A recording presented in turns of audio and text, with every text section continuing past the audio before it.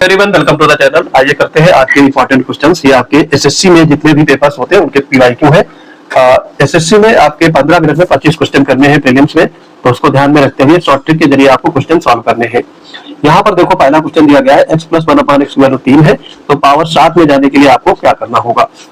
तो पावर 7 में जाने के लिए x⁴ + 1/x⁴ और इंटू x⁴ + 1/x⁴ और माइनस x + 1/x, ये आपका फॉर्मूला होता है। इससे आपको पावर 7 में पहुंच सकते हैं।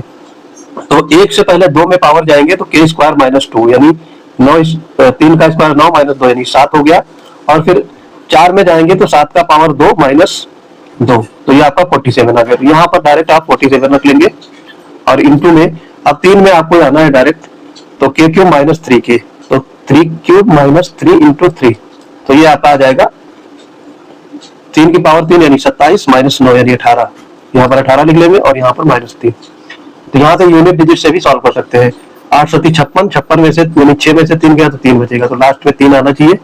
तो ए पार्ट में आपका आ रहा है, तो ये आपका 843 आंसर हो जाएगा। ठीक है, तो आई होप समझ गए होंगे। अगला देखेंगे, एक बर्तन में दूध और पानी का अनुपात दिया गया है 4:3। इसमें 14 लीटर मिश्रण निकालकर उतना ही पानी मिला दिया जाता है, तो ये अनुपात 3:4 में हो जाता है।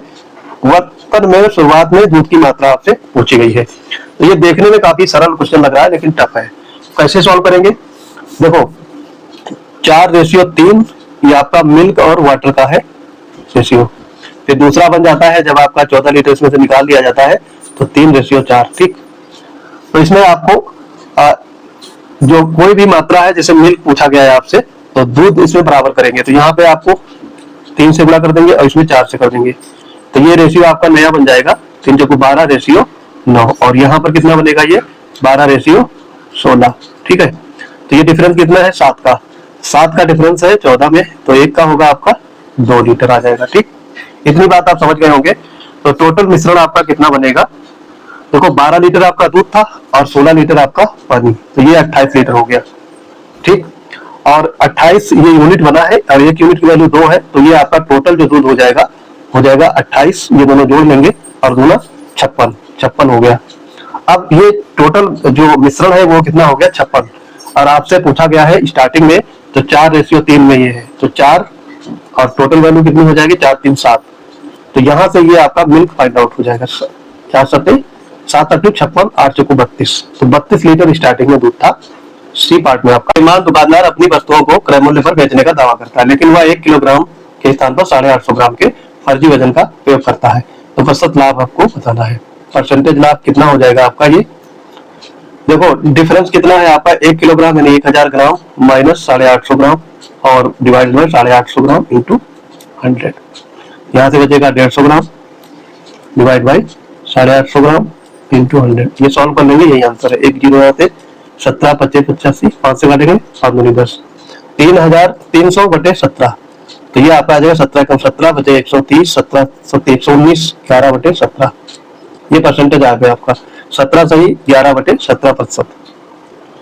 25,000 की राशि पर 12% वार्षिक ब्याज की दर से 2 वर्ष के लिए चक्रवृद्धि ब्याज यानी CI और साधारण ब्याज SI के बीच में अंतर आपको फाइंड आउट करना है। तो ये होता है P = D/R² × 100 का स्क्वायर, ये फॉर्मूला होता है। तो यहाँ पर D फाइंड आउट करना है, तो D डायरेक्ट निकालेंगे तो ये PR² डिवाइड बाई 100 का स्क्वायर। ठीक, तो ये आपका सीधे आ जाएगा।